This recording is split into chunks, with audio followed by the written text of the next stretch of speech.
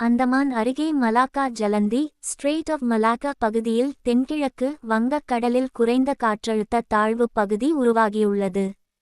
இந்திய வானிலை ஆய்வு மையம் (IMD) வெளியிட்டுள்ள சிறப்பு அறிக்கையின்படி, இந்த அமைப்பு மேற்கு வடமேற்கு திசையில் நகர்ந்து அடுத்த 24 மணி நேரத்தில் காற்றழுத்த தாழ்வு மண்டலமாகவும் பின்னர் 48 மணி நேரத்தில் தீவிர காற்றழுத்த தாழ்வு மண்டலமாகவும் டிப்ரெஷன் டு டீப் டிப்ரெஷன் வலுப்பெற வாய்ப்புள்ளது.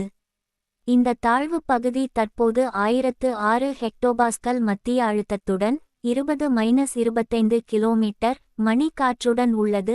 காற்றழுத்தம் 35 கிலோமீட்டர் மணி வரை அதிகரிக்கலாம்.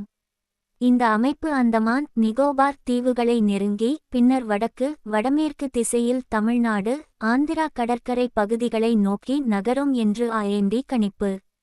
நவம்பர் 26 அன்று இது புயலாக சைக்ளோனிக் ஸ்டார்ம் வலுப்பெற வாய்ப்புள்ளது. ஐக்கிய அரபு அமீரகம் வழங்கிய சென்யார் சிங்களச் சொல்லில் சிங்கம் என்று பொருள் என்று பெயரிடப்படலாம். இந்த புயல் அந்தமான் நிகோபார் தீவுகளில் நவம்பர் 25 முதல் 29 வரை கனமுதல் மிக கனமழைக்கு வழிவகுக்கும் என்று எச்சரிக்கை விடுக்கப்பட்டுள்ளது. தமிழ்நாட்டில் சென்யார் புயலால் பெரிய அளவில் பாதிப்பு இருக்காது என்று IMD தெரிவித்துள்ளது. இருப்பினும் நவம்பர் 25 முதல் 27 வரை தமிழ்நாடு, கேரளா, மகே, லட்சத்தீவு, கடலோர ஆந்திரா, யானம், ராயலசீமா பகுதிகளில் கனமழை பெய்ய வாய்ப்புள்ளது. நவம்பர் 28-30 வரை தமிழ்நாட்டில் மிக கனமழைக்கு வாய்ப்பு உள்ளது. மீனவர்கள் நவம்பர் 25 வரை அந்தமான் கடல், தென்கிழக்கு வங்கக் கடல் பகுதிகளுக்கு செல்ல வேண்டாம் என்று அறிவுறுத்தப்பட்டுள்ளது. கடல் அலைகள் 2.5 மீட்டர் வரை உயரும். IMD தாழ்வு மண்டலம் வலுப்பெறும் போது 6 மணி நேரத்திற்கு ஒருமுறை அறிக்கை வெளியிடும்.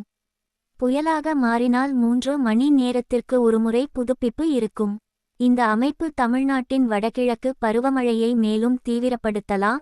ஆனால் கரையை கடக்கும் இடம் வலுவு இன்னும் துல்லியமாக தெரியவில்லை. அடுத்த 48 மணி நேரத்தில் கூடுதல் தகவல்கள் வெளியாகும்.